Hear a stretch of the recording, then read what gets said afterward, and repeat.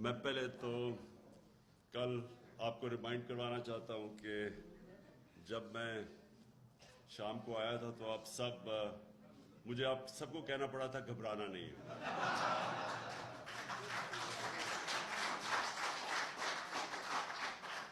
اصل میں دیکھیں، میں ذرا آپ کو سمجھانا چاہتا ہوں کہ یہ ہوا کیا ہے، کیونکہ ابھی تک وہ اپوزیشن کو سمجھ نہیں آ رہی ہوا کیا ہے.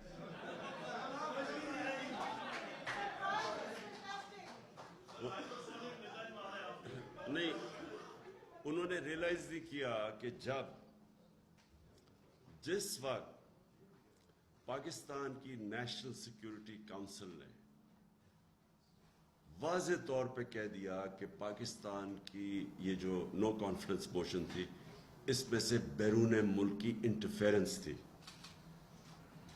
نیشنل سیکیورٹی کونسل جس میں سارے سیکیورٹی چیفز بیٹھے ہوئے تھے، سب بیٹھے ہوئے تھے، ان کے سامنے پورا وہ جو کمیونیکے تھا پاکستان کے ایمبیسڈر امریکہ میں اور ان کا جو ڈونلڈ لو جو بھی ان کا ریپرزینٹیٹو تھا، اس کے سارے یہ آفیشیل میٹنگ تھی. اس آفیشیل میٹنگ کے نوٹ ٹیکرز بیٹھے ہوئے تھے دونوں طرف، اور وہ منٹس وہ جو کانورسیشن تھا ہمارے ایمبیسڈر اور ان کے آفیشل کا، وہ سارا کانورسیشن پھر جب بتایا گیا ہماری نیشنل سیکیورٹی کونسل میں، تو پھر ایک اس کے بعد منٹس جاری کیے گئے. اس کے ان منٹس کے اندر یہ چیز کنفرم کی گئی کہ یہ ایک باہر سے پلان بنا تھا جس میں انٹرفیئر کیا گیا تھا پاکستان کی انٹرنل پالیٹکس میں، اور یہ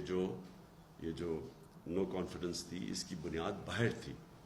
ہم نے وہ چیزیں لکھی نہیں وہاں کہ کیسے یہاں ایمبیسی کے لوگ مل رہے تھے، جو لوگ ہمارے سے جب چھوڑ کے گئے جو لوٹا ہوئے، تو ان کو باقاعدہ ایمبیسی کے لوگ ملتے تھے.